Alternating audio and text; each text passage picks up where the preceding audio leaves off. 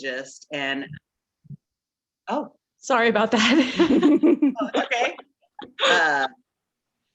Anyway, so my dad started calling my brother and myself saying somebody needs to come home and run the ranch back in about 2006. And I was living in Wimberley, married, had a great life there. But my brother didn't want to come home and run the ranch. And I didn't want to lose the ranch, which was going to be what would happen. So my great husband decided that he and I should pack it up and move to the ranch. I mean, we decided that together. He agreed.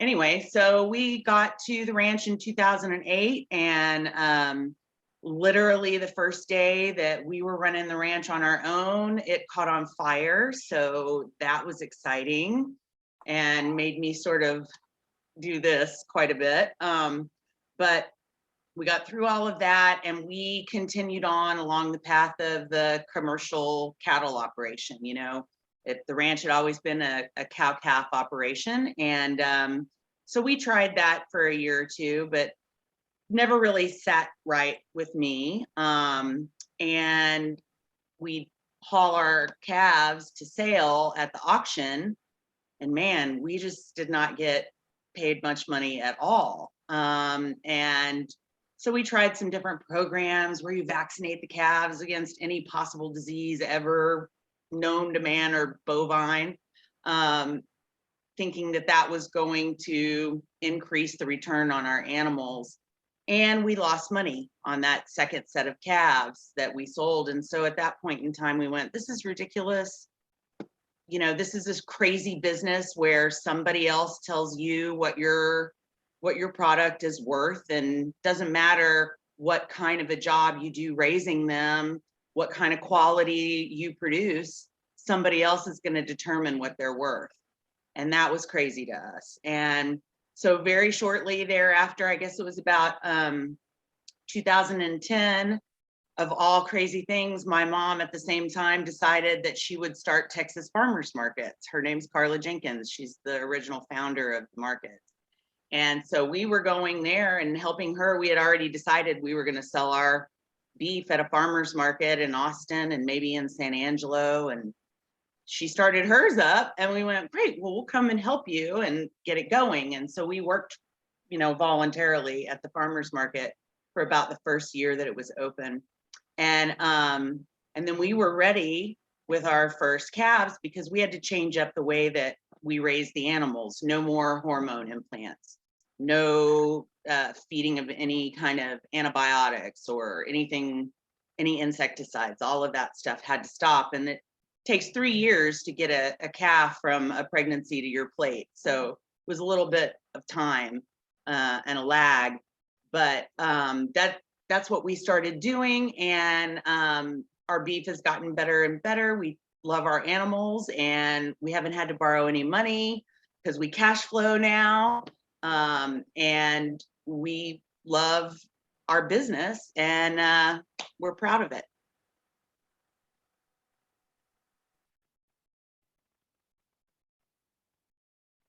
So I guess my aha moment must have been the second time we sold our calves and lost money on them. Like, no more. Well, that's really interesting, being a part of the family business and kind of separating and coming back to it. You kind of hear that story a lot. But usually, as you point out, it's the son in these kinds of operations that would come back and do it. So I love that you were able to kind of take that over and didn't fall into the gender role trap that I think can sometimes be for ranchers in particular. There aren't as many female ranchers.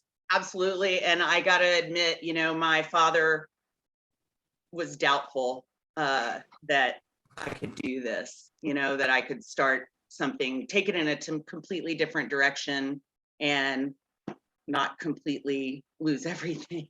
So he's proud of me now. Yeah, well, that's a testament to your abilities for sure. Ranching is not an easy business. Well, thank you. Chi, you're next. So tell us about your aha moment for Love Fats. So I guess my aha moment must have been the second time we sold our calves and lost money on them. And we had to change up the way that we raised the animals. No more hormone implants, no feeding of any kind of antibiotics or anything, any insecticides. All of that stuff had to stop. And it takes 3 years to get a calf from a pregnancy to your plate. So it was a little bit of time and a lag, but that's what we started doing. And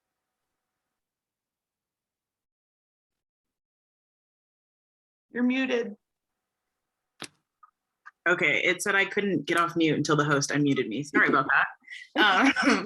I'm Ndika, and I'm the founder of Love Fats Ice Cream. And I started my business not intentionally. It was just me making ice cream for my mom in our kitchen.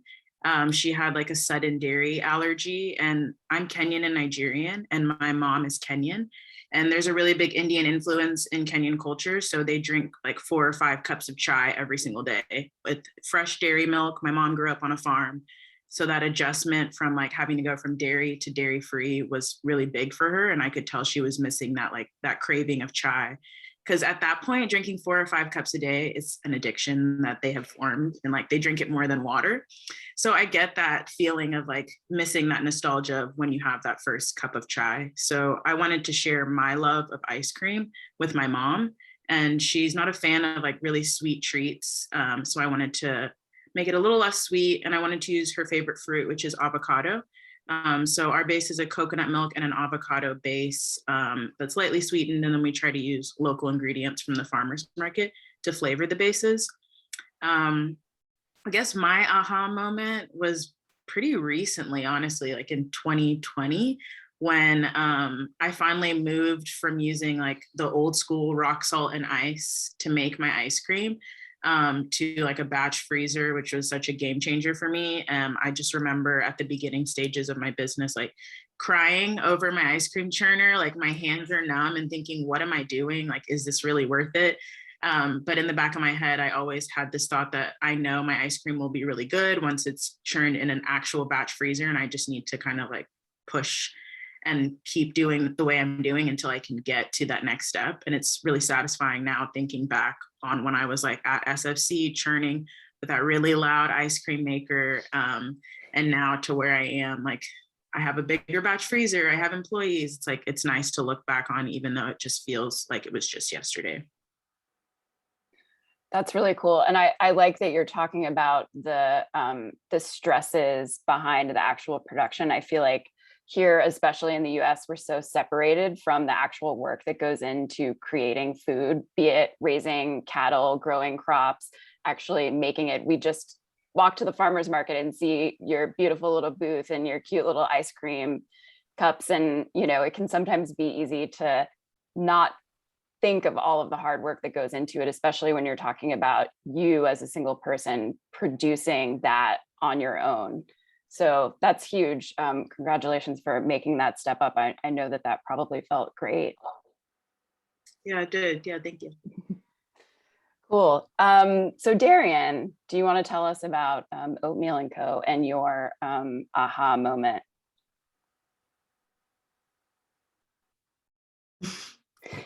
Once we get unmuted. Yeah, sure. So let me ask this question just for clarification, because I do feel like in business I've had multiple aha moments.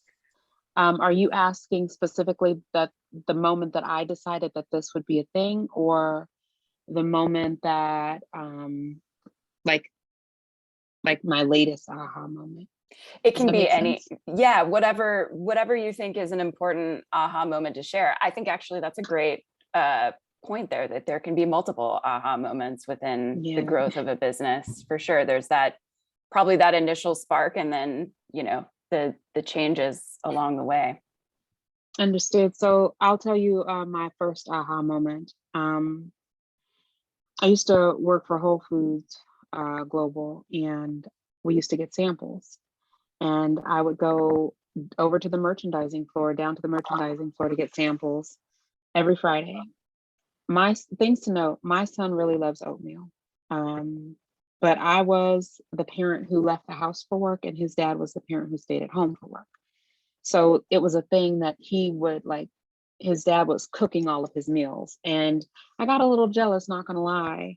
So I would try to bring him home things that he genuinely enjoyed, just so he'd be like, yeah, you know, my dad's cooking my meals, but my mom thought of me too. You know, my mom is nourishing me too. And I brought him home the sample of overnight oats, and I gave it to him. And it was like this crazy flavor, banana, espresso, and chocolate. And he was like, thanks for thinking of me, but can we make our own? So I told him, I said, yeah, sure, we can make our own. My only requirement though was that we do overnight oats, because I wanted something that I could make for us that we could just kind of grab and go, but something that he knew would be made by me for him specifically. So he agreed. I pulled out a bunch of spices from the cabinet, a tub of oatmeal, and some almond milk. And the first flavor we created that night was hazelnut apricot. I popped it in the fridge, kissed him goodnight, went to bed, blah, blah, blah, woke up the next morning. And he came down and he was sitting at the table and he's like moving and bopping and humming. And he's like, Mom, I think we're onto something. And I'm like, okay. But things to note about Derek, he is very entrepreneurial. So when fidget spinners first came out, he took his allowance and went and bought a ton and then was selling at school. He is just, that's his thought process. Like, okay, if it's good, how can it make money for me? So I kind of ignored it and was like, okay, maybe. And his friend came over and I opened the door, the little boy comes in, he puts the basketball down because they've got Saturday plans, and Derek says, hey bro, my mom made something I want you to try. So he sits down at the table, I give him a spoon, he Derek's bowl, and he says, Miss Darian, this is so good you can sell it. Will you make me some? So like that week I was like making oatmeal for other people. I took some to work that following Monday and I gave some to my friend, and she says, this is really good. Will you make me my own? So this is like the third time I'm hearing, this is really good. I want some for myself. So I said, okay. I made her some. I brought it the next day, put it in the fridge, sent her a text, and then go to a meeting.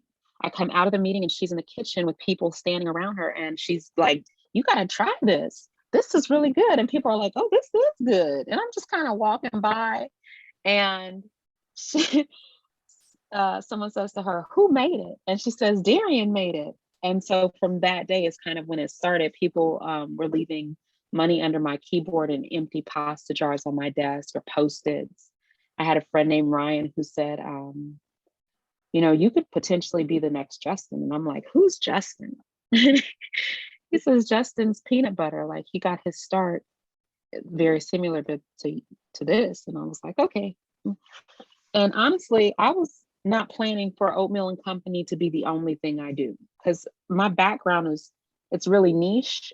And it was something I enjoyed because it gave me a lot of freedom to travel and so on and so forth. So I was just like, I will just do this oatmeal thing on the weekends and it'll be extra money for a nicer car, family vacations, you know, allow me to save. And, but I started the process because in order to take it, make anything for me, I was like, I'm going to apply to the farmer's market. So I applied to the farmer's market, went and got an LLC. And then that was October. And then December is when I submitted the application for the farmer's market. And then in January, I'm going in for my year in review, and I have killed it all year long. I went in that meeting so confident. I like, they about to pay me. You know what I'm saying? I was like, they gonna come to this meeting with something. They came to this meeting with nothing. I walked in, my boss walked in, and I could tell by the look on her face that she was about to hurt me. And then a lady walked in behind her and she says, Darian, I have to tell you something. And I said, okay. She says, we're eliminating your position. It's not personal. You've done an amazing job here. It's just we're going through some changes. The thing to note, I managed their gift card program, which is a tremendously big program, and I managed it alone. But where Whole Foods had one of me, Amazon has a whole team of me, and they are the largest gift card sellers and resellers in the world. So they didn't necessarily need me now because they had been acquired by a company who had multiple people who did what I did. So I said, okay, so I take this notice home, I give it to my husband, and he says, you know, you said you were going to do this oatmeal thing.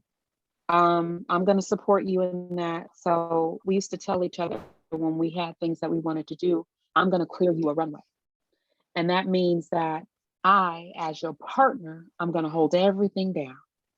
And I just want you to focus on getting your goal achieved. And that's how we did it. And that strategy worked for us very well. So I said, okay. And then 2 weeks later, we separated immediately, like abruptly. And then after like parting ways from him so quickly, I started spiraling out of control. I was depressed. I couldn't focus on anything because my entire life had changed. I lost my job and then my husband. And my big sister, her partner, is a therapist, and they're calling me daily, multiple times throughout the day, because they're in Georgia. So it's like, I'm just a flight away. What do you need? So every day I'm getting calls. And she says, Darian, you need a healthy distraction. Whatever it is you're doing, dive in. So I decided at that moment that she was right, because it felt like I was like spinning with no brakes, like on a merry-go-round that I could not stop. And that day I committed to it. I was like, I'm just going to do whatever it is I have to do. So I cashed out my 401k, called my brother, asked, hey, I have this dream, you know, can you support me? And that was my aha moment when she told me I needed a healthy distraction. I was like, she's right, because if I don't find something else to do, I will be living in darkness and wallowing in it. So that was it. And then when the pandemic started, I had another aha moment where that same job that let me go came back, and I was like, oh my God, was this Oatmeal just temporary? Should I go back to this company? And I went and reapplied, and they denied me. I was like, my ego was hurt. And that night, though, I had a dream. My grandmother came to me in a dream, and she says, you're seeking happiness. You have a purpose. Like, you did a lot in corporate America, but I want you to follow this dream. And I woke up the next morning really unsure, and I prayed. And I said, God, if that was really her, send her back. And 2 nights later, I go to sleep and have this dream, and here she is again. And she doesn't even say anything this time. She walks up to me, holds my cheeks, kisses me, and then steps back from me, looks at me, and turns around and walks away. So I was like, this is it, man. That was like the force behind the hammer, the flight of the arrow for me. Like that was all I needed. So when I asked you, like, what kind of aha moment are you looking for? It's because I've had multiple moments in this business or in this segment of my life that have been like, aha, aha, aha, like my eyes are constantly being open. So that's it. Wow, that's a lot. You've been through a lot, and it's amazing to see. You know, I've been in a similar situation in corporate America where I lost a job that I thought that was going to be like the one that I would take forever and ever. And looking back, it's like the greatest thing that ever happened to me. It opened incredible doors for me. I was devastated for a long time. So I think, you know, it's interesting hearing you talk about reevaluating, going back into that world, and then kind of just getting the sign to say, like, no, I don't need to go back there. I think it can be hard to not want the comfort of corporate America, like what that can provide. But I think it also, it clearly can sometimes be a tenuous connection. You know, it can just be gone in a minute. And yeah, I think that you sticking through with it is really, it's really amazing to see how you formed this incredible business out of so much adversity. There are probably plenty of times that many other people would have just been like, I can't, and given up. So that's really great. That's a great story. Thanks for sharing. Thank you. All right. So next we will go to Elisia. Can you unmute her, Julia, please? Okay, here we are. Well, now I have to follow Darian. That was so good, Darian. I didn't know the details about the working and wanting to provide something for Derek in the morning. That's so good. Well, unlike the corporate story of losing your job, I probably sound silly for saying this, but I like fantasized about losing my, like getting fired so that I could spend my time like working on my creative outlet. But that didn't happen to me. I started the farmers market because I did want to have a creative outlet and an entrepreneurial outlet for myself for a few years, like 2 or 3 years. And I had zero idea how the heck what I would do outside of a corporate job, that anybody would give me any money for anything. And it had kind of been on my heart for a while to apply at the farmers market. I used to really like to make cupcakes, but with the cottage food law and the icing, I thought like, no, that's not going to happen. But then I came upon these cookies, these chocolate chip cookies, and I really liked to make them. I would like make them and take them to work. I would visit multiple sites for my job. At the time, I coordinated home health for senior citizens. And so I would go to our skilled nursing facilities and take them to the therapist, and everyone likes cookies, of course. But I think what really hit me that these are special cookies, or I thought they were, is for one of our therapists. She lost a family member. Her brother passed away abruptly. And when she left to go home for the memorial, I packed her a bag of cookies and sent them with her. And she was so happy and touched about them. So we like to think that the cookies are about like joy and celebration, but they're really more than that. It's about bringing people together, and it's just like a connecting moment and a shared experience kind of. But I applied at the farmers market and we got in.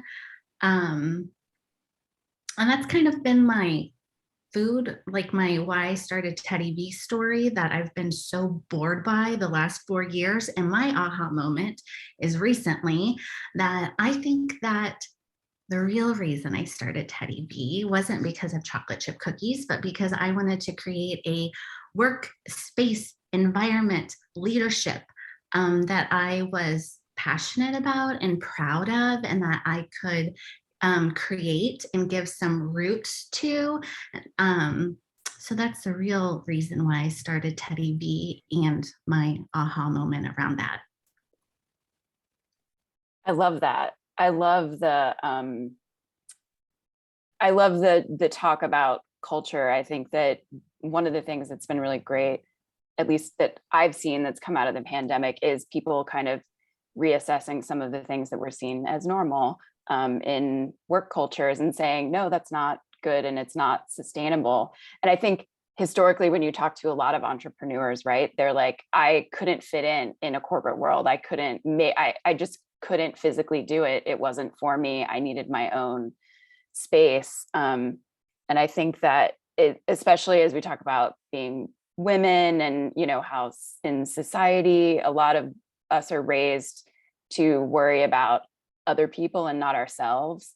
That can, not everyone, but that can historically be the woman's sort of a cross that we all bear as women. And I think hearing someone like you talk about, no, I wanted to create an environment that worked for me and a leadership role that worked for me, and hopefully other women who are listening and watching and younger women will see the opportunities that they can have too. That's really awesome. All right. So next, Gretchen. Hi. I feel like I have so many aha moments. I don't even know where to start. So I kind of came to growing flowers through the back door. I actually started just doing floral design in 2009. And so at that point, I was just using all imported flowers and mainly doing the weddings and events. And prior to that, I was lucky enough to be able to stay home with my daughter for her first 4 years. And I just, I've always been a creator, you know, in high school, college, I was always like making handmade soaps or lotions or, you know, stitching journals with paper. I was just always creating things. And so when I stayed home with my daughter, you know, up until that point, I was, let's see, 37, no, not 37. I can't do the math right now. I was 30, I think I was 37 when I had her, and I still did not know what I wanted to be when I grew up. And so I stayed home with her for those 3 years, and all of my creative energy went into that, like, you know, the homemade baby food, the cloth diapers. If there was a story time in a 10-mile radius, we were there. Like, it just, everything, you know, was momming it real hard. And then I think I realized, like, I loved it, but I wanted more. And I think after going through those years of just giving so much of myself to this tiny human, I, you know, kind of sat down and I was like, well, what do I want? What do I love? And the answer was flowers, and it was always flowers. I had been involved in flowers in some way or another for many years, but I just never recognized it as a viable career path for whatever reason. You know, I don't know if that's, you know, you've got society and family saying, be a teacher, be a lawyer, be a doctor, you know, all those kind of traditional paths. And so I think I just decided to go for the joy for myself. And so that was the first aha, and that's how it started. So I started the floral design business, and then in 2009, and by 2012, after I had acclimated to the Texas heat after living here for like 6 years, I didn't even think you could grow flowers here.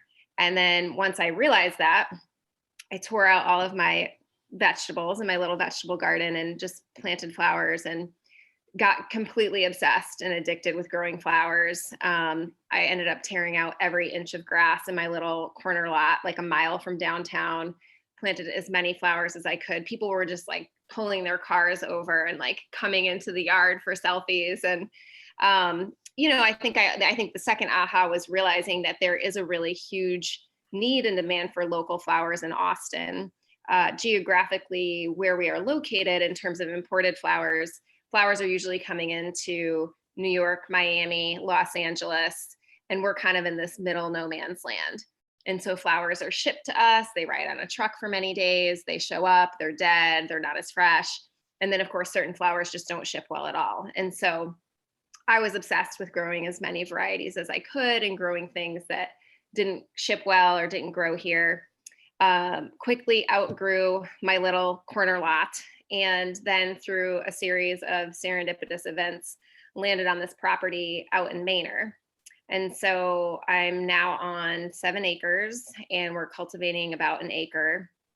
And, you know, the third aha, I think, was I had always been really tied to the weddings and events. It was like, that's my bread and butter. That is paying the bills. This whole farm thing, this is like my side hustle. This is just like a little hobby of mine. And now, you know, going into our 7th season, it's like pretty much revenue is 50-50 between the weddings and then all of the farm flowers. And really my heart is in the growing and with the farm flowers. It's just so satisfying. I mean, it's challenging. It's so challenging. After we get off this call, I'm going to go out and lock down the greenhouses for this little freeze happening. You know, it's so challenging. It's so much work, but it's just so satisfying. I still light up about it all the time, you know, just trying new flowers, having success with things. And so, yeah, we're just flowers all the time over here. My company has grown a lot. We're an all-female team. I would not be able to be doing everything that we are doing without these amazing women on my side. Everybody hustles, works hard, takes care of me, like just is very supportive. And so I feel very grateful for where we are at. And it, you know, Darian and I too went through a divorce. And we had been out at the farm, but 2 years after that, my business came in at a loss for 2 years because I was a fucking basket case. And it just, everything gets upended. You have no focus. Like, it was just hard. And I feel so proud that I was able to stay here. Like he didn't want the farm. He didn't want anything to do with it. But it was a big freaking deal for me financially to be able to stay, to make it work, to hire enough help, like all of that. So that was all a really big deal. And today I feel very proud that like I have this team and I'm still here. We are still kicking it. We are just hopefully soon finishing up a renovation of our barn. That's like a dream, 7 years in the making, to get this space ready for production space. I've been working out of my kitchen for years, but to have a space for workshops and people to come and purchase retail and just experience the farm. I just don't think when I started this whole thing, it was like, I like flowers. And now it's just so much bigger than me.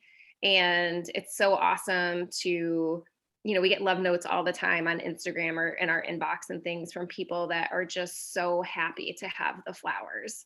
And it blows, our flowers have been in weddings. We did a memorial last week, just everyday occasions, all kinds of things. And I don't know, it just feels good. It's a lot of work, but it feels really good. And I'm really happy where we're at.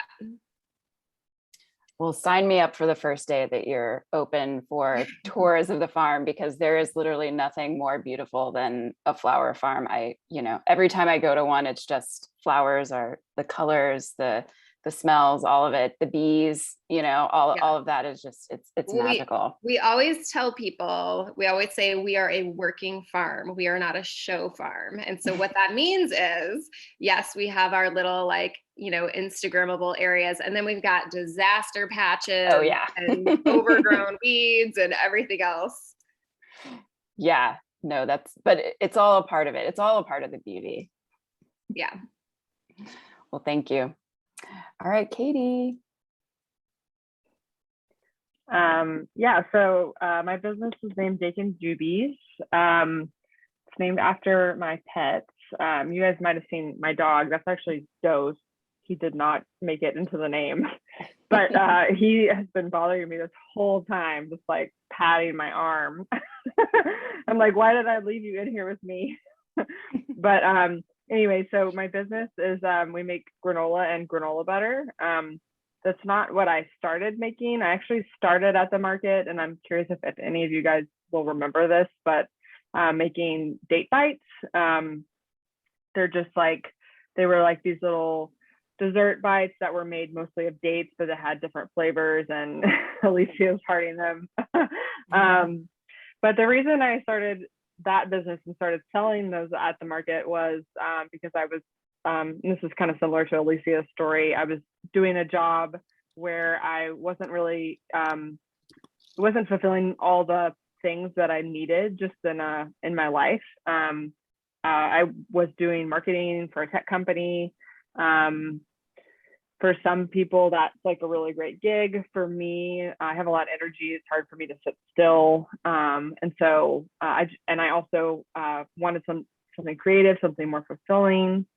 So I started selling these date bites at the farmer's market. The farmer's market actually recommended that I expand my product line.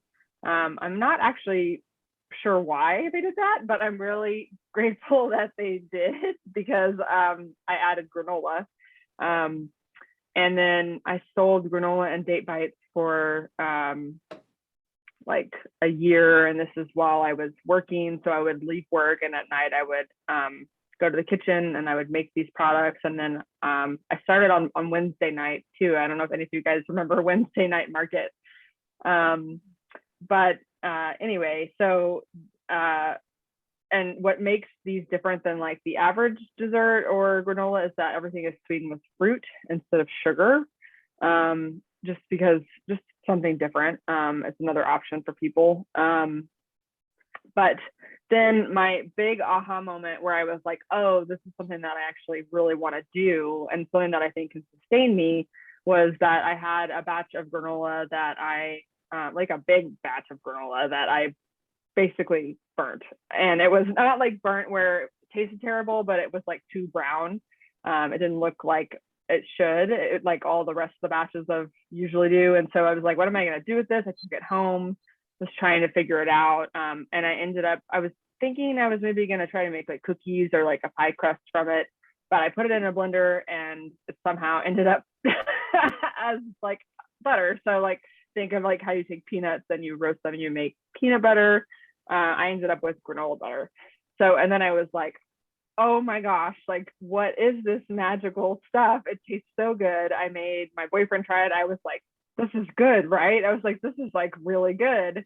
I had this really cool moment for me where it felt like I invented something, like I came up with something out of thin air, and I was really proud of myself.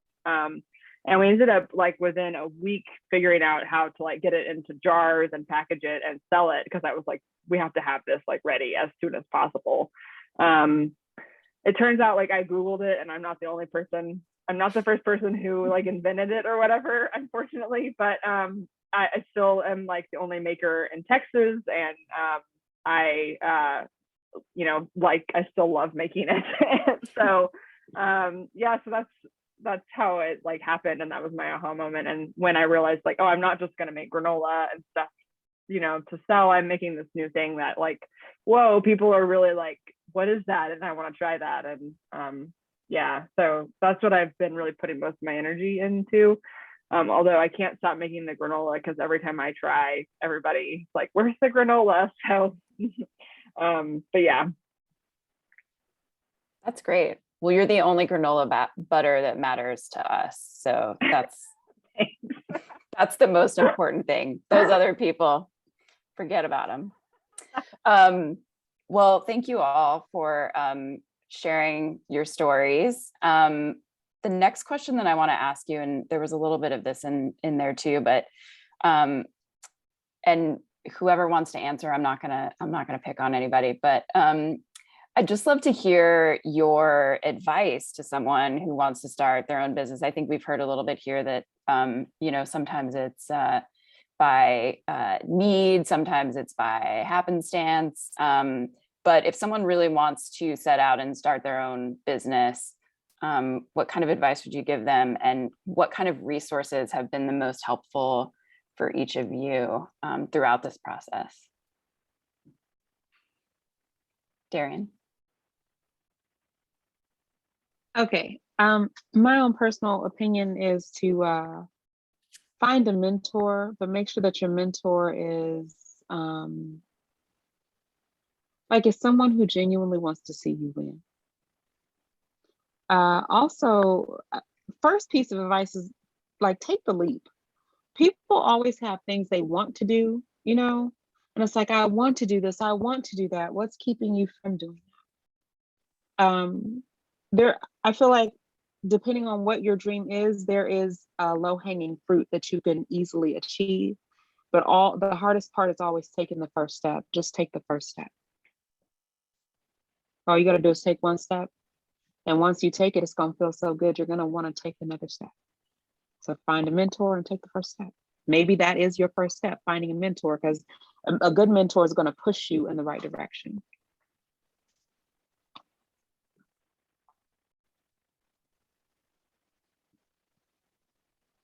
I think piggybacking on that a little bit and speaking to folks who are specifically interested in pursuing some kind of career within agriculture, a lot of it is honestly just mindset. If you can go into it knowing that you are going to fail, like Mother Nature is going to own your ass. Like there is going to be hail, there's going to be wind, there's going to be pests and bugs, and there is going to be so much failure, but it does not mean you are failing. It's normal. Like it's just part of the process. And if you can kind of wrap your mind around that from the beginning and like just keep going, then you'll be successful. You just have to keep going. You just have to kind of recognize that these little failures are all part of the learning process. I mean, even now we're 7 years in, we have years where certain crops are amazing. And then the next year they're crappy and we can't even figure out what exactly went wrong, but we keep going. We keep, you just keep moving forward.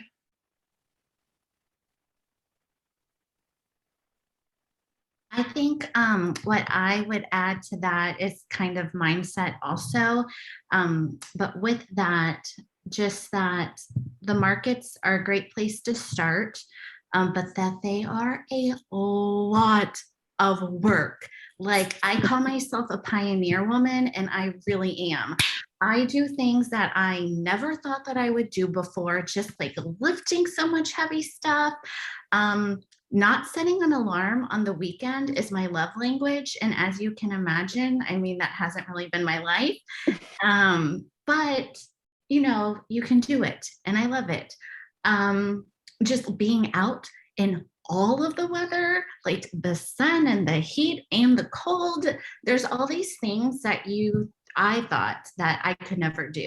I could never commit to the weekends and waking up early. I could never be out in the sun and the heat and the rain, like, and the cold for all of these things. But you can actually do a lot, and you'll surprise yourself, and it's really cool. I felt like I was going to say something else too, but those would be my 2 cents around the market, that they're great places to start, but just beware, it is a ton of work, but that doesn't mean that it's not worth it. Just means it's a ton of work, and you'll surprise yourself with all that you can do. I'm going to agree with Darian on getting a mentor, because 2 of the biggest pieces of advice that I would offer came from my mentor. I think I'm going to try to not make it too long, but just one would be to start small. And this is just my opinion. Not everybody feels this way. But like I told you guys the story about how I started with one product and I don't even sell that anymore. And so if I had invested a ton of time and energy into like perfecting and scaling one product, and you know, I just feel like starting small really helped me, because it let me test the water, and let me like easily shift gears, and it made it less scary to start, made it easier and more accessible.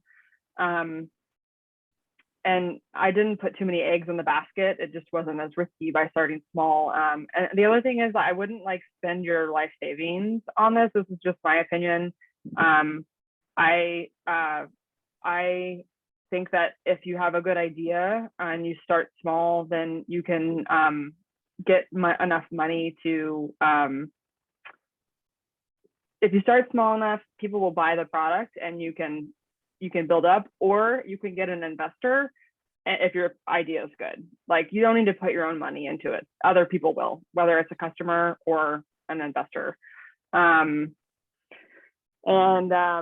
Yeah, and I also agree with Elisia that it is really hard. Like, I remember talking to my mentor, and I was like complaining about something, and she was like, yeah, you're living the food, you know, the CPG dream. And I was like, oh, like, it is really hard. And so I think that that's just like something that maybe is an aha moment that we have all had at one point, of like, it was our dream, but then it ends up also being really hard, and it can be both, and that's fine. But it's good to know that going into it, as Gretchen said. I agree with everybody about the mentor aspect. I wouldn't say that I ever had one mentor, but my advice to anybody that wants to start their own business is realize that you don't have to create everything from the ground up. You need allies and to engage with other people that are doing something similar to you. When we first started, we had no idea what we were doing. First, we had to learn how to run a ranch, and then we had to learn, how do we get our animals, where do we take them to get butchered? How do they need to be packaged? And the list just went on and on.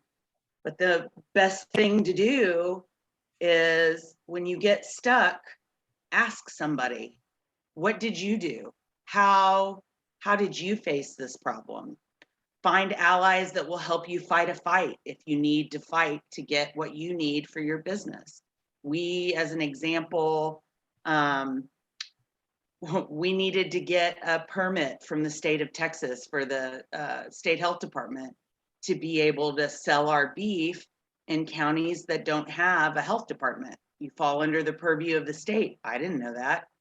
Well, I fought with them for a year and a half with them telling me they didn't know what kind of permit I needed, you know, it was ridiculous. So I teamed up with Farm and Ranch Freedom Alliance, you know, and they lobby. And I went and testified because I had an advocate and an ally and it wasn't just me that was fighting this battle with the state. It was happening to producers all over the place. So my advice is don't try to create it all on your own. If you get stuck, ask. Somebody knows the answer or will help you fight. And I think piggybacking on that a little bit, you know, as you grow, so you're going to start out and you're going to do everything, like literally everything, every part of the business, you are going to do it. You are going to work yourself to the bone. And as soon as you are able, get yourself some help, because otherwise you are going to burn out, and you are not meant to do everything. No one person does all the things amazingly. I can very easily at this point tell you all the things that I suck at. And that is why I have help, because I get the people that are way better than me at responding to emails or whatever the thing is, you know, the tasks that like I just ignore because I don't want to deal with it, or whatever it is. So as soon as you are able, bring people on board to support you. And, you know, it's scary at first. Investing in labor is probably like the scariest thing you will do, because you feel like, okay, well, now I'm responsible for somebody else's livelihood. And that's a huge deal. But as you invest in other people and you find the right fits and you can get some things off of your plate, the business will grow exponentially. And I guess that's my advice, is just recognize what you're not good at or what you're ignoring and hire somebody to help you do that, and your business will grow.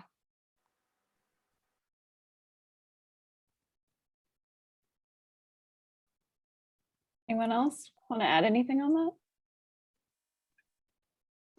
All right. Those are all really great points. One question that I wanted to ask was sort of specific to selling at farmers markets. And I'm curious how the relationship with your shoppers and your customers has evolved your business. Y'all are in a unique position selling directly to your customers. You're not just creating a product that goes onto a shelf in a grocery store. So I'd love to hear how that interaction has helped shape your business, if at all. I can go first on this one, if it's okay. Yeah, go for it. So I had this customer who showed up, like, I mean, I didn't really notice like her specifically the first time she came to the market, but she just like kept coming to the market, but not just the market. She started showing up at like my demos at grocery stores, and she just showed up at all these places. And she was pretty quiet, but I was like, I ended up at some point being like, you're buying a lot of granola butter. Like she had to be eating so much of it. I found out what actually happened is she was like buying it and giving it to people. And so she was basically like an organic like influencer. So she ended up just like propelling my business. Like it was actually insane. Like the moment she started buying and giving the granola butter to people, I started seeing my Instagram influencers go, or my Instagram follower number go up. And it was like getting faster and faster. I remember my neighbor at the market was like, what's happening to your Instagram account? And I was like, this girl's just giving away granola butter. Like, I don't know what's going on. And it was just like this crazy thing where, so I basically had this customer that just fell in love with my product and started sharing it with people. And it was like a huge boost for me. So I was always really grateful that she found me there. And she's not the only person, right? Like people will share their market hauls all the time. So I think it's great in that way. And I think I'm really, really grateful for the exposure that I get to people and to like the right kind of customer for me. I think for me, it's a bit different because I'm very much so an introvert. So it's actually really hard for me at the markets to be like talking to all these people. It's really overstimulating, honestly. Like Darian's laughing because she knows. It's just like, I feel like I'm forcing myself to be something that I'm not. So it's a bit tricky for me. But at the same time, like I know so much about my product more than my employees do. So when I do explain it and talk about my product, like people are really intrigued, and like it makes them want to try like the different flavors that I come up with based on how I describe it, because I mean, I made it, so I know. Like, I mean, you're never going to sell better than, like, your employees are never going to sell better than you. So it's really fun in that way, like interacting with the customer and telling them the process of how I made this. But also, since I'm an introvert, like I try to have my mom there, or I try to have an employee there so they can do the talking for me. And I can do like the physical work of like being at the farmer's market, which I don't mind so much. And also I just try to interact with my customers like on social media a lot more, because it feels easier to me like behind a screen compared to like in person. And I don't know, it's like people get to see more of the behind the scenes of us and making the ice cream. It's true that farmers markets are a serious onslaught of people. When I used to work markets in a couple of capacities, I remember coming home at the end of the day, and I'm kind of on the cusp of an introvert and extrovert. I like talking to people, but I would say to my husband, 2 hours, no words. Like I need no talking. Don't ask me any questions. I've heard all about every shopper's everything all day, and it can be exhausting. So there's pros and cons to that for sure. Does anyone else want to share about feedback from customers? You know, I have something I want to say about that. It's been so crazy. I mean, now we live out in the middle of Nowheresville, and we don't have any friends out here. We don't exactly fit in our small town, West Texas. But anyway, I love going to the markets. I have developed relationships with so many of my customers that, you know, I met her, and then I met the boyfriend, and then they got married, and then I saw her pregnant, and now, oh my God, she's on her kid. She's got a kid, and now she's on her second kid, you know, that kind of thing. So, and I've made actual real friends that started as customers at the market. And for that, I'm incredibly grateful. But another thing, a way that my customers helped me improve my business, you know, I come by myself, I have a car, I can only fit 3 big coolers in my car. And so I can only carry a limited amount of beef. So it was great. I would sell out all the time so early. But then I realized I had so many customers that were disappointed that couldn't get what they wanted. And that led me to go, oh, ding, ding, ding. I should take pre-orders for people during the week. So if they want something in particular, they can let me know ahead of time. And I have a Friday at noon cutoff time now, but they can let me know ahead of time, and then I can have everything packed for pre-orders. That's a guaranteed level of sales that you already know you're going to make before you even get there. So that really helped us in terms of figuring out what kind of volume we could do and we needed to do. And it really helped us make a lot more in sales. I mean, we went from the past 5 years, our gross sales have gone up over 61% in 5 years. So wow. That's pretty incredible. And a large part of that is due to my customers going, well, can you bring it for me next week? You know, and that's what started that. So. That's great. For me, sorry. No, go ahead. For me, so Sunday is like the best part of my day. So the part I hate is the breaking down and the setting up. I think we all share that, right? Like Elisia said, it's a lot of work, right? And you have to be prepared for that. But even though like that's a ton of work, especially like when you're carrying large, massive coolers, or when you've got all of these pieces that you're lugging in, you know, like if you're just doing it by yourself, it's still a ton of work. Doesn't matter necessarily what your product is. But Sunday is the best part of my day. I enjoy seeing the customers. I enjoy catching up with them, hearing about how their week has been. I enjoy giving out samples and meeting new customers. I enjoy seeing the dogs because it's like a puppy parade every day, every Sunday, Saturday and Sunday. You know what I'm saying? But then also, like, you do build these lasting connections with customers where they eventually become like acquaintances and friends and then family, because some of my tribe here in Austin now are some of my customers who started with me 2.5 years ago. Like, if you go to a market and you see an Oatmeal and Company booth there, and it's someone, and you see a face there that does not belong to me or come from me, then that was a customer who's now a friend working with me. So like Kayla, Tiffany, Maya, all of these were ladies that I met at the market. They were customers, and then those customers took a real interest in my business. Like, and we developed a friendship, and it was like, you know, well, hey, I'm looking to make extra money, or hey, I need help. I have all of these things going on.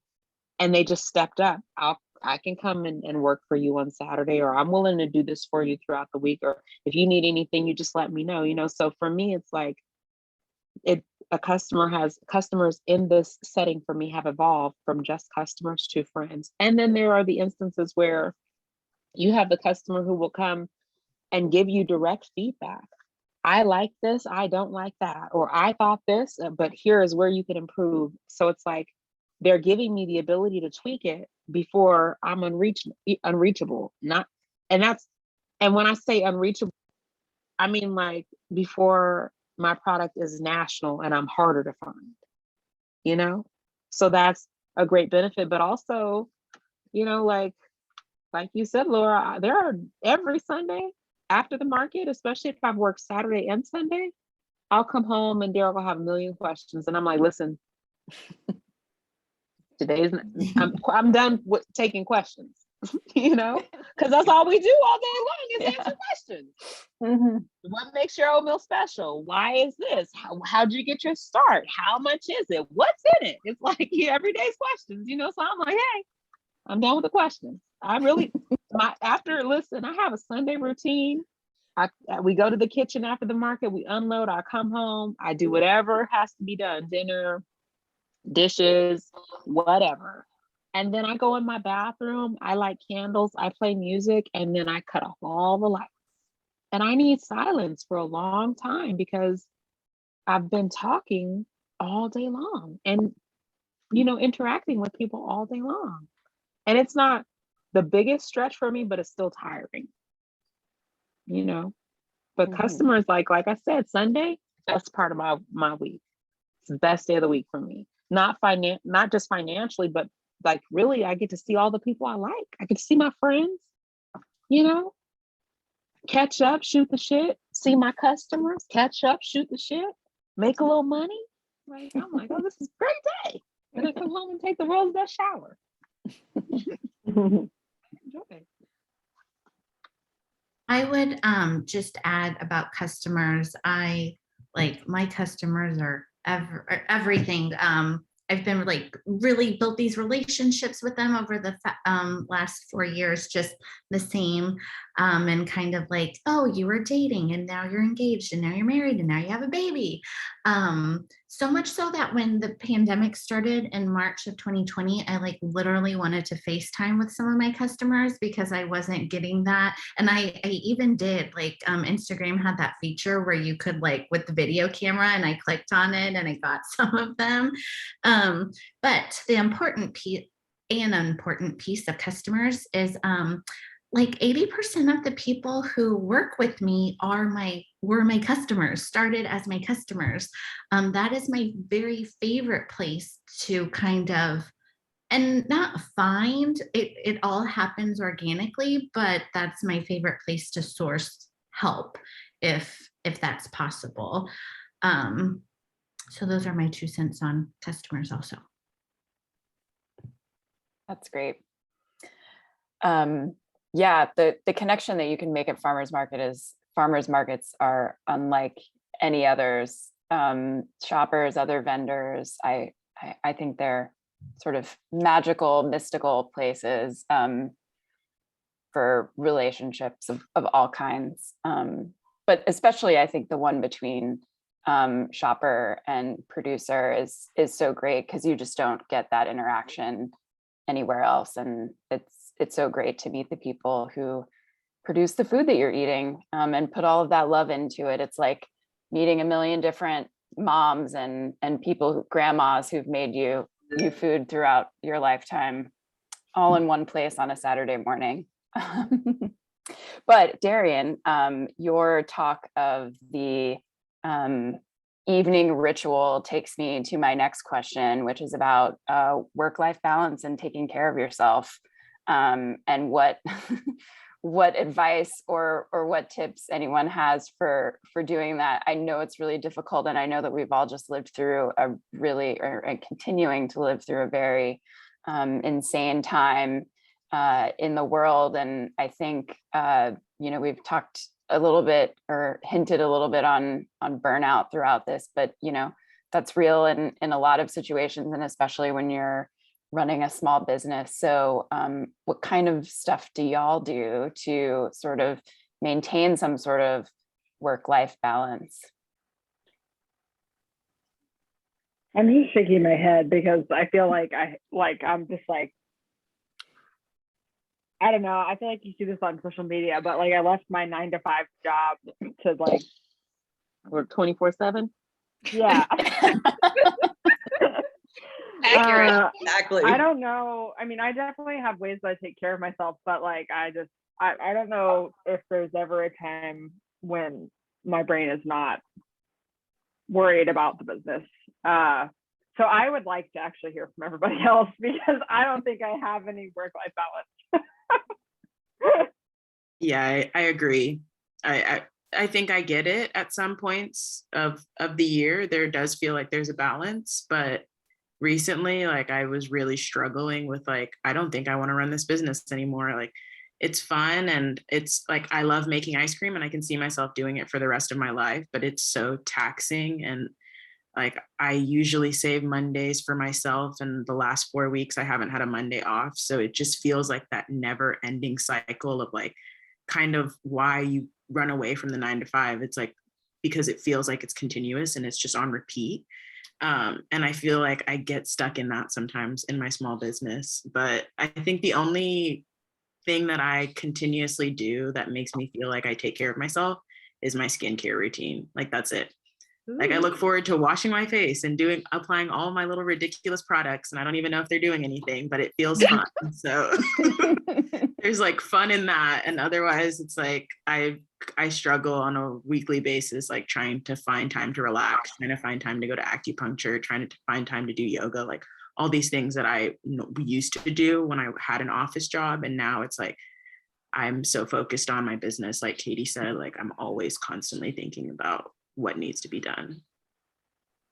Yeah, I'll just add on to that really quick, just to clarify what I find so hard about the work-life balance is not necessarily for me the work, but like I've found it really hard to.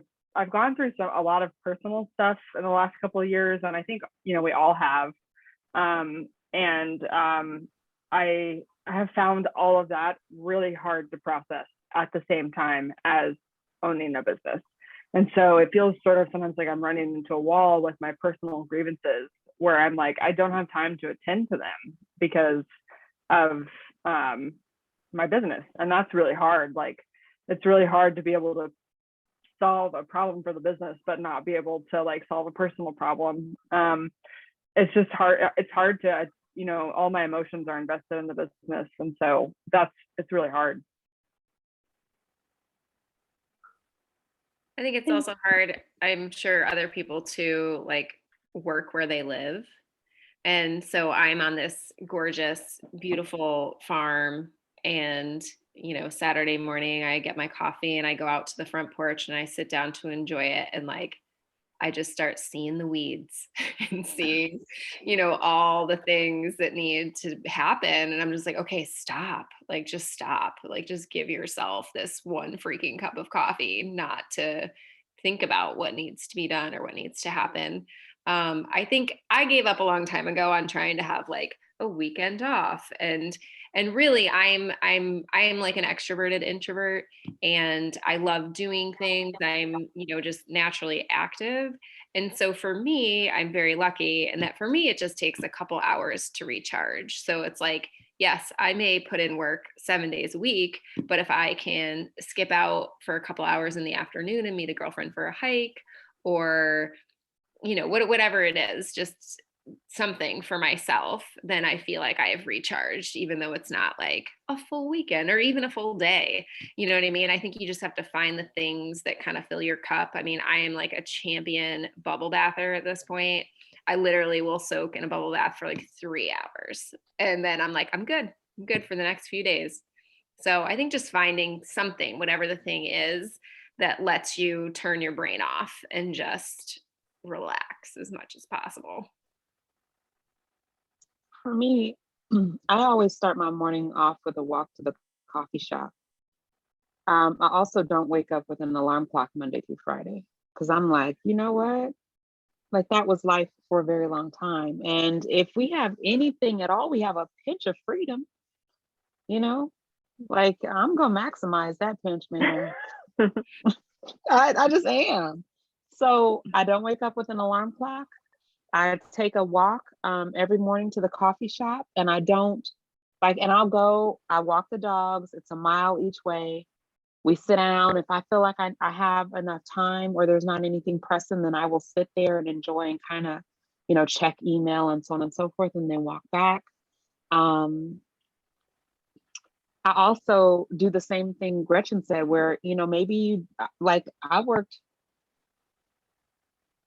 I think, a month straight with 1 day off, just because I don't have a whole lot of help.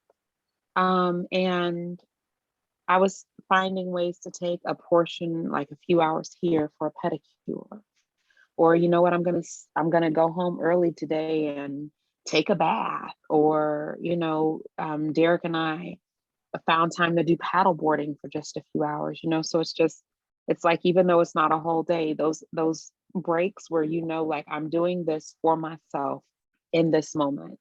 And then I also have a friend who will text me when numbers are sequential, like 11:11 or 3:33 or something like that. And it is doing it intentionally now as a reminder for me to help me be mindful throughout the day and assess my feelings throughout the day as a part of like a self-care ritual. So if I get a text that,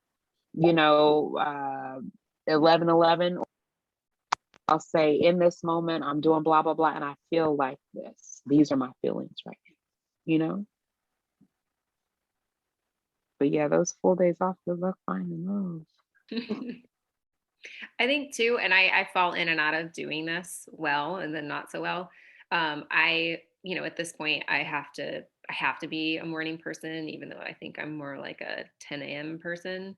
But if I get up early, I'll do this little morning routine. It's like nothing crazy. It's not super long, but it's like I'll do a few exercises. I'll have my coffee. I'll meditate for 10 minutes. I might write in my journal for 10 minutes, read something inspirational for 10. Like, the whole thing is maybe 30 to 40 minutes, but it's like, it is my time and it's how I start the day. And so then it feels like once, my team shows up and everything else, I feel like, okay, well, I've had some time for myself. And it just is kind of like this little boost of recharge to then be ready to tackle everything for the day. I think I'm the only person maybe who will try, for me, burnout, like everyone, is so real, and I definitely feel that. And when I do feel like, why am I doing this? I don't want to do this. I've come to learn about myself that just means that I'm really tired. And I've been doing this for 4.5 years. And I had a mentor and a coach who I have been working with during this time, not anymore, but she always spoke to me about the importance of time off And, I definitely didn't take that seriously. Like the first year or two, it wasn't until like the third year that I was like, oh, I'm going to try to be better about this. But now, as I'm entering like my 4th/5th year, I'm really adamant with myself about time off, because that's just how I know that that's what I need in order to be a person who wants to do their business every week. If I didn't take time off, then, every Monday I'd probably maybe want to quit. And so truly, that's how I see the importance of time off. I know that time off is important for me so that I literally don't want to quit my business.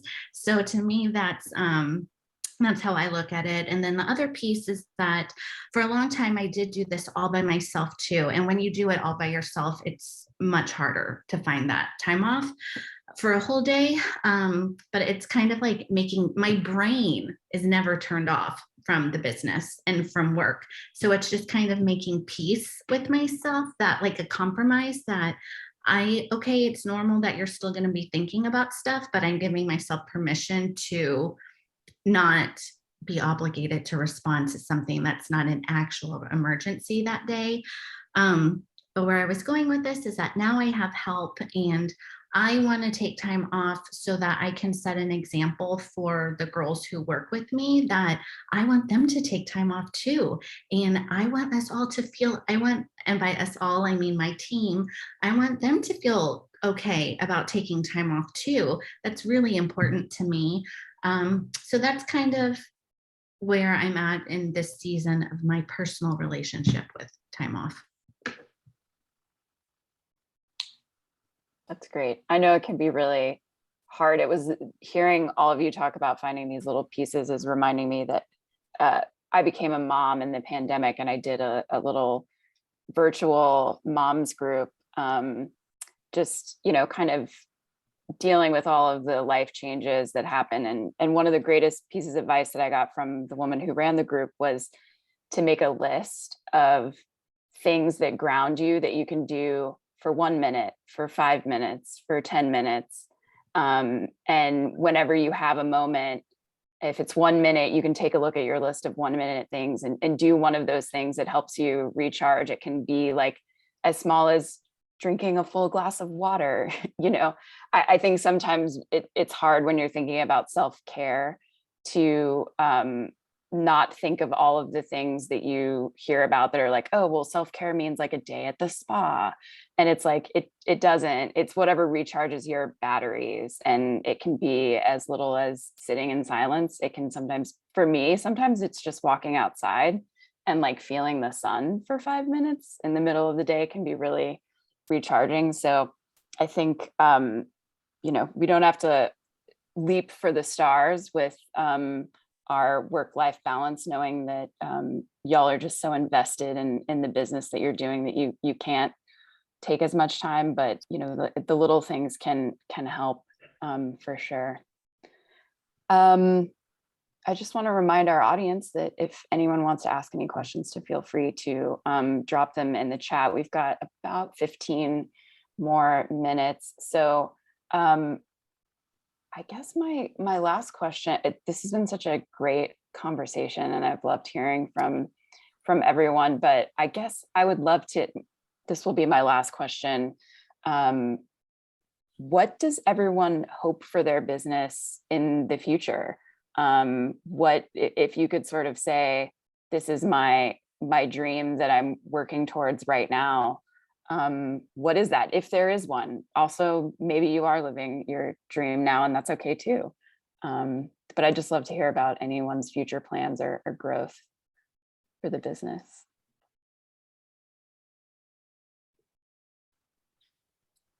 Anyone? George and I are, we've been working on, we knew that if we were going to sell beef at the farmer's market, we had to have a niche, right? Because beef is beef generally. And so our niche started out as long-term dry aged beef, because that's really hard to find. And And then over time, we started incorporating Wagyu and all of that. And we're finally, after building our herd of full blood registered Wagyu cattle up, we are like there. We're going to be able to offer super high end Japanese black Wagyu beef and our F1 and F2 beef, which we've been doing all along. But our ultimate goal is to downsize our herd. I mean, we're running about 120 mother cows right now, and that's a lot of work. And so our goal is to eventually downsize and continue to produce really high quality Wagyu beef, but just on a smaller, it'll naturally be a smaller scale. We won't need to run as many animals. We can focus more on other things that we do at the ranch. And I'm looking forward to that. I mean, I don't foresee us getting out of the beef business or out of the farmers markets anytime soon, but you know, that's our goal. My goal.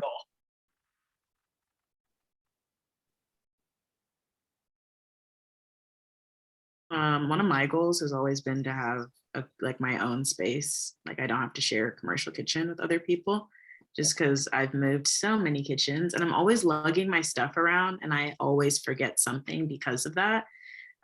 So we're actually like in the process of like getting our own manufacturing like production space set up, so that we can like make more ice cream and then we can do window service like half of the week while we're not making ice cream. So I think since I started my business, I always wanted an ice cream shop, but it wasn't like immediately like I'm starting my business 2 years in, we're going to go for an ice cream shop. Like I always just wanted to take things slowly to get there, just because it's such a huge commitment, you know, and rent is really expensive. So I think that that's really exciting because it's been one of my like end goals and it feels like it's coming a lot sooner than I expected it to. So that's nice. That's great.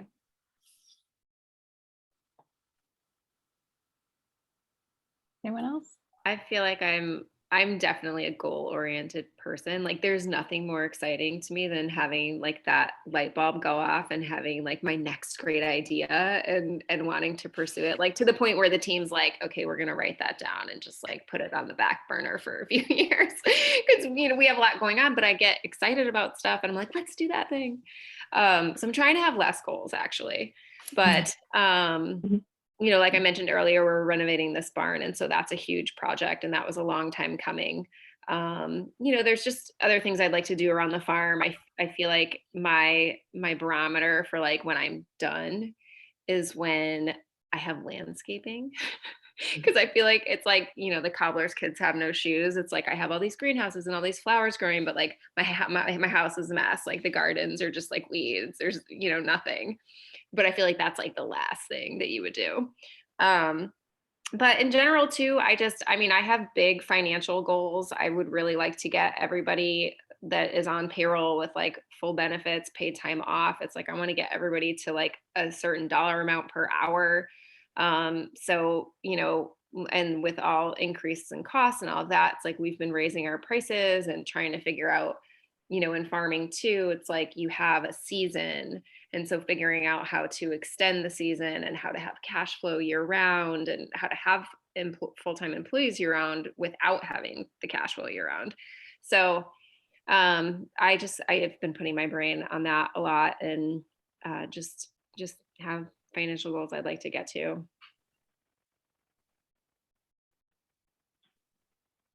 Yeah, I'd like to get, that's one of my big goals for the year, to be able to get our team to a salaried place. My team is tiny, it's 2 and me, and then we have some other help. But when you've been doing it by yourself for so long, 2 is like the biggest team ever. But I'd really like to be able to get them to a salaried place and to a place of where I can offer PTO and vacation and, health insurance would be awesome to be able to get a plan for us. And then we've been waiting so long for our 60 quart mixer It's supposed to finally be coming the last 2 weeks of March, but that will allow us to produce more cookies in a less labor intensive amount of time, kind of. So excited about that. It is exciting.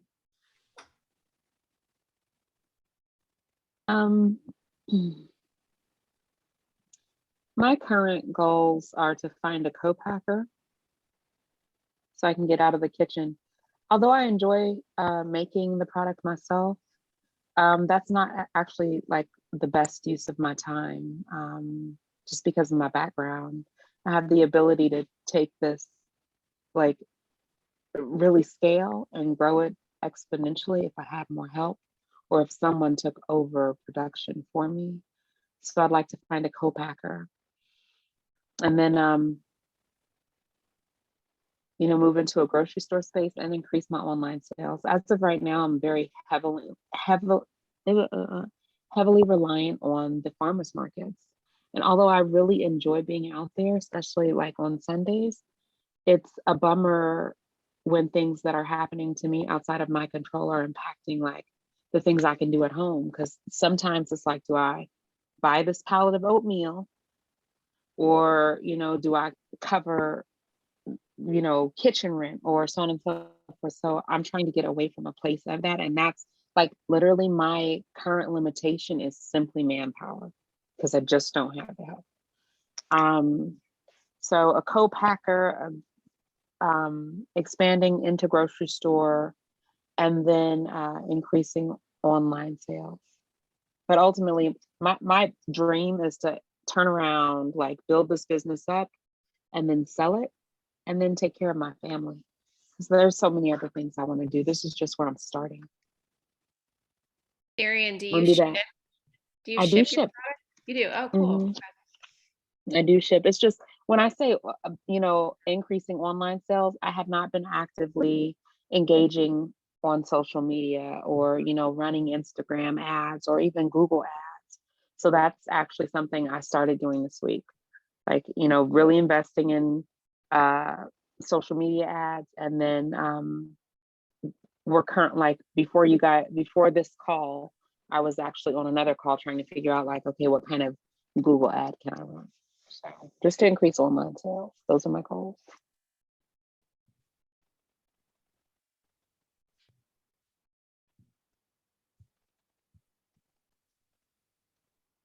Katie, do you have anything to add about your goals or?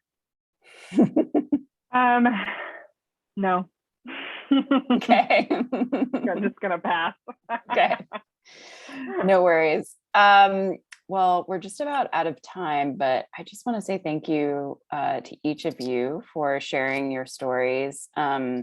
It's so wonderful to hear directly from all of you badass women who are out there making it happen one way or the other. I know it's not easy. I know it especially hasn't been easy over the last couple of years, but seeing all of you at market and just seeing how happy all of your customers are, kudos to all of you for making it work and for sharing your time and your great products with us. So I look forward to the next time.